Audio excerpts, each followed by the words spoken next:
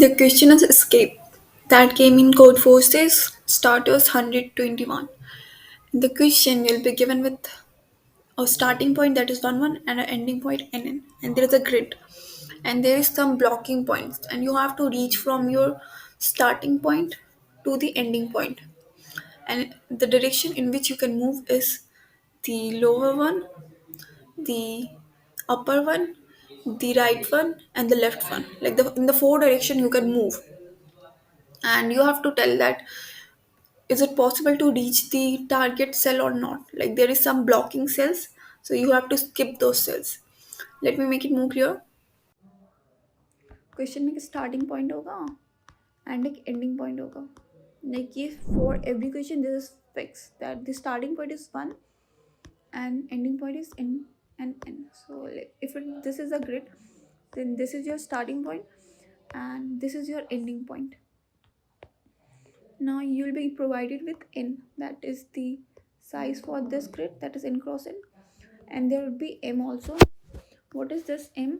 M is the number of blocked cells. Let's say there is the grid and this is the blocked cell and this is also the blocked cell. Then is it possible for you to reach up to the end point? Yes, you can go over here from this. In this direction you can reach the ending point. So in this case you could answer yes if you are given with the blocking points. So you have to check that is it possible, like the blocking points can block your path. Possible that blocking point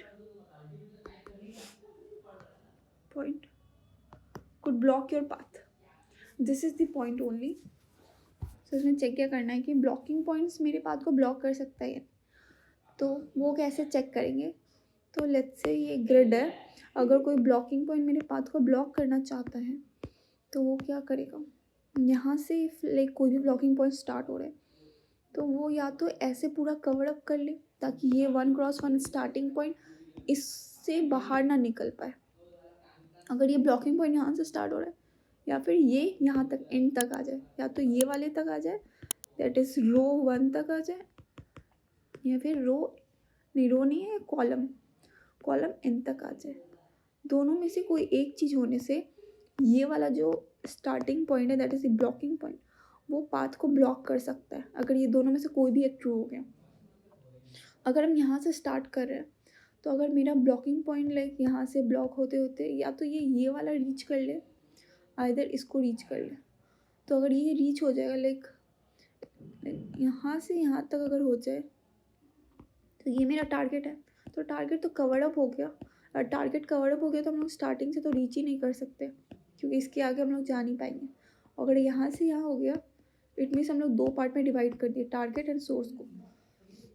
तो हम लोग क्या देखें कि अगर हम ये वाले पॉइंट से लाइक ये वाला पॉइंट और ये वाले पॉइंट से स्टार्ट करते हैं, like that is the last row and the first column. तो हम लोग क्या करेंगे, हम लोग देखेंगे कि हम लोग ये first column that is the first row और लास्ट कॉलम तक जा सकते हैं या नहीं. अगर हम लोग पहुंच गए like for this also, like इसके लिए हम लोग यहाँ तक जा सकते हैं that is the last column, और ये चाहिए था that is the first row, तो मेरा ब्लॉक हो जाएगा.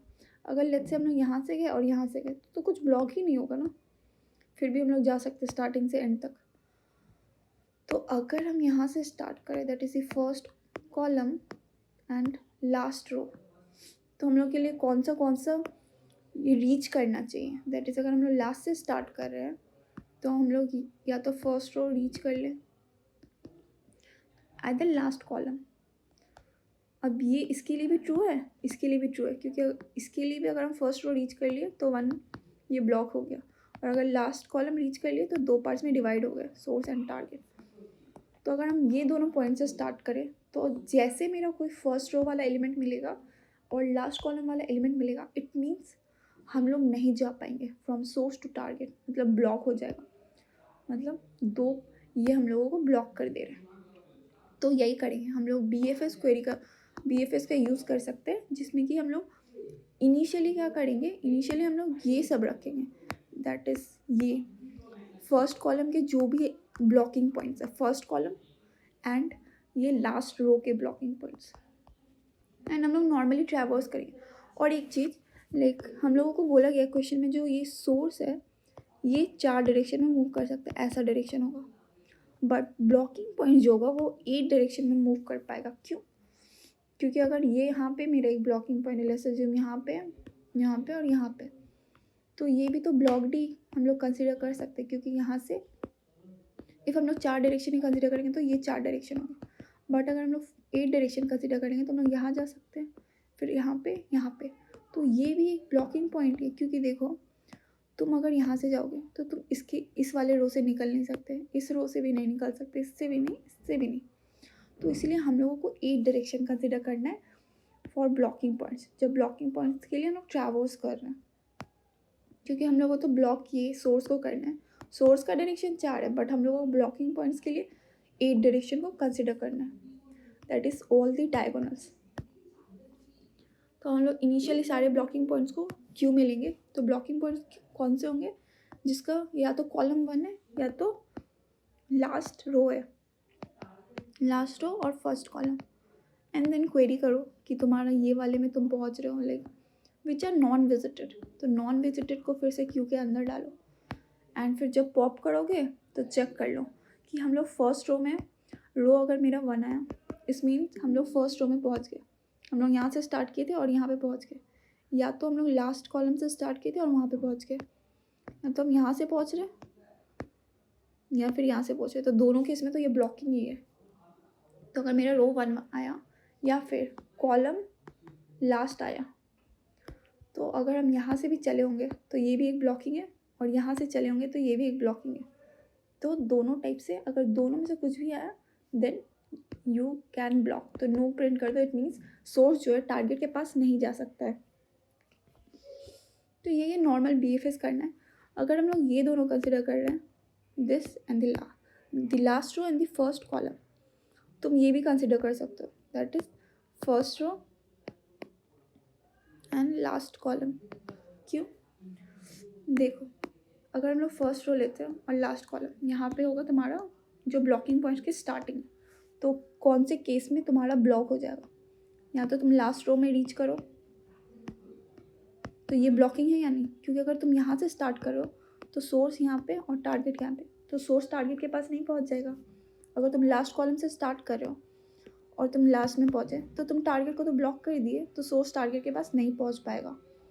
या तो ये वहाँ पे तुम यहाँ से यहाँ आ गए या तो यहाँ से आ गए, दोनों केस में तुम या तो फर्स्ट कॉलम में पहुँच गए या तो लास्ट रो में पहुँच गए, दोनों केस में ये ब्लॉक हो जा रहा है। देखो तो यहाँ से यहाँ गए मतलब सोर्स को ब्लॉक कर रहे हो, और यहाँ से यहाँ गए इट मीन्स तुम सोर्स एंड टारगेट को अलग कर रहे हो।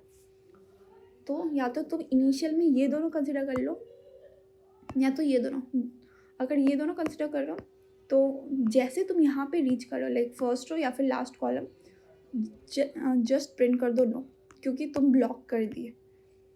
और अगर तुम ये दोनों कंसिडर कर रहे हो तो जैसे तुम यहाँ पे रीच किए that is first column and the last row, then print out no, it means you have blocked source to reach target. ये चेक करना था हम लोगों को। सो नॉर्मल BFS से हो जाएगा। So that's it. Let me show the code for more clearance. So इस कोड में क्या क्या N and M इनपुट ले लिया। N is the like grid का साइज है और M क्या नंबर ऑफ ब्लॉक सेल्स। उसके बाद एक क्यू फॉर्म किया जो कि XY स्टोर करेगा, और एक map for the visited ones, like कौन कौन से सेल्स मेरे विजिटेड हो गए और कौन कौन से नॉन विजिटेड है। उसके बाद हम X और Y इनपुट लिए, तो हम क्या कर रहे हैं अभी फर्स्ट कॉलम के लिए और लास्ट रो के लिए ले रहे हैं। तो अगर फर्स्ट कॉलम में हम लोग हैं या फिर लास्ट रो में, तो उसको हम इनिशियल स्टार्टिंग पॉइंट मान लेते हैं ब्लॉकिंग सेल्स का, और फिर उसको विजिटेड कर दिए, एल्स सबको नॉन विजिटेड कर रहे हैं।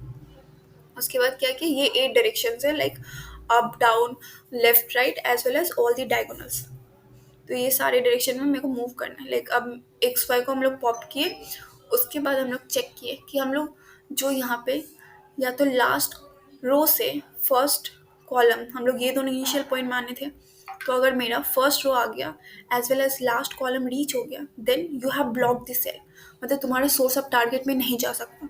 Then just print out no and return. उसके बाद हम लोग 8 डायरेक्शन में मूव किए, और फिर न्यू सेल जो भी मिलेगा मेरे को उसमें, ये मतलब चिल्ड्रन सेल है, इसको कैलकुलेट किए।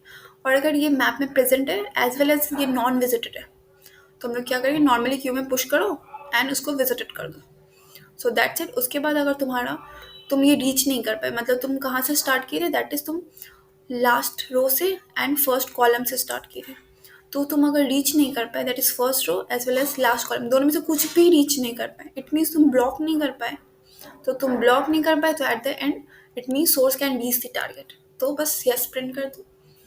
सो that's it. Thank you for watching.